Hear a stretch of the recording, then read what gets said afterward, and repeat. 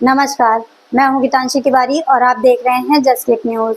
Street dog saves Vasai women from rape. Street dog ने वसई की महिला को बलात्कार से बचाया। घटना सीसीटीवी में हुई कैद। आपको बता दें कि यह मामला मुंबई का है, जो कि 4 दिन पहले घटना हुई थी। 30 जून को वसई के तुंगारेश्वर गली में रात करीब 1:30 बजे एक आवारा कुत्ते के भौंकने की वजह से एक व्यक्ति जो 32 वर्षीय अकाउंटेंट से बलात्कार करने की धमकी दे रहा था, भाग गया।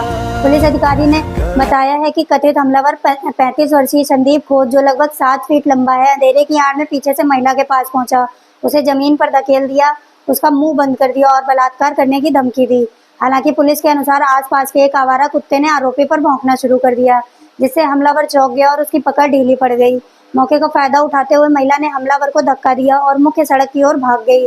हालांकि वह और अधिक नुकसान से बच गई, लेकिन आरोपी उसका आईफोन लेकर भाग गया। महिला ने दावा किया है कि घटना की सुबह आखिरी ट्रेन से वह मुंबई से वसई स्टेशन पहुंची थी। पुलिस को दिए गए अपने बयान में उसने कहा, जब मैं तुंगारेश्वर गली से होते हुए जायगोट आईवीएफ सेंटर पहुंची तो 25 से 30 साल की उम्र के बीच का एक आदमी मेरा पीछा करने लगा। अचानक वह मेरे सामने आया और कहा कि वह मेरा बलात्कार करने जा रहा है। फिर उसने मुझे चीखने से रोकने के लिए अपना हाथ मेरे मुंह पर रखने की कोशिश की और मुझे जमीन पर गिरा दिया। उसने मुझे गलत तरीके से भी छुआ और अपने हाथों को अपनी पैंट में डालकर अश्लील इशारे करने लगा। शिकायतकर्ता के बयान के अनुसार एक आवारा कुत्ता कहीं से गली में आ गया और भौंकने लगा।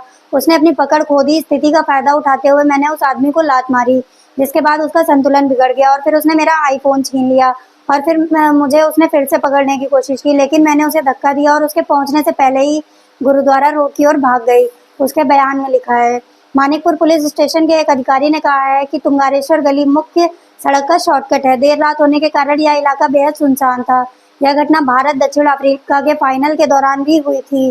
पुलिस निरीक्षक राजू माने ने कहा, हमने भारतीय दंड संहिता की धारा 392, 354, 354 डी और 506 के तहत मामला दर्ज किया है।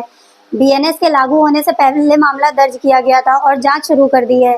जांच पीएसआई हरीश पाटिल और अन्य के नेतृत्व में एक टीम ने एक दुकान के सीसीटीवी कैमरे द्वारा फुटेज की जांच की, लेकिन अंधेरे के कारण कुछ खास पता नहीं चल सका।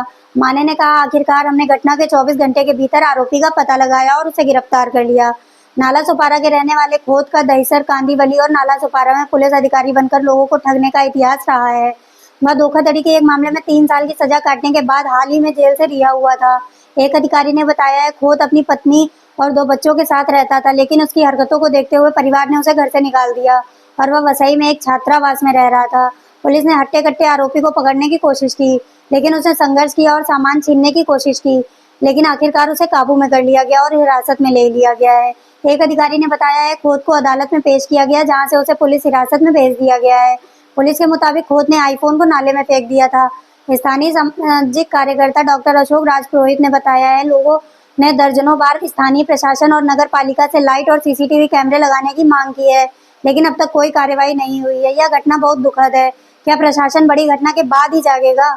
आगे की अपडेट के लिए बने रहिए हमारे साथ जस्ट क्लिक न्यूज पर। धन्यवाद।